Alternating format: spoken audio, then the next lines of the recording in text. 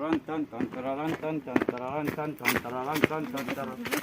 عليكم. السلام ورحمة الله وبركاته. ايه دي في ايه؟ في ايه؟ ازيك يا عم الحاج؟ الله بركاته. مرحبا يا باشا. عامل ايه؟ الله يخليك. ده على عفريت سيبه موسوس. خير يا حاج. عايزين نصور فيديو عندك هنا. فيديو هنا؟ مزرعة الموز دي. مزرعة هنا تصوروا فيديو؟ اه الكلام ده كان زمان. بطلنا السهاري دي شبعنا منها. ليه طيب بس؟ بطلنا السهاري دي شبعنا منها. ما تقعد يا ابني تقف على عفريت بس. ما تقعد يا في الارض يا ريلاكس. بالظبط يا عم الحاج. اتفضل. بص المثل زمان قال لك ايه؟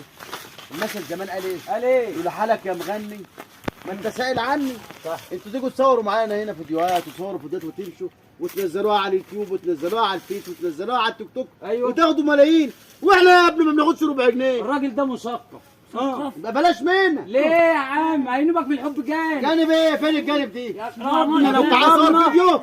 انا عايز على الفيديو 150 جنيه. 150 جنيه وش كده؟ ايوه كتير. انا ماليش دعوه بقى كتير قليل. ما تصورش يعني انت هتتاجر فينا؟ يا عم ما تصورش يا عم يا عم ما تصورش ما تصورش ما تصوروش يا عم. يا عم سيبوا لكم مصلحه.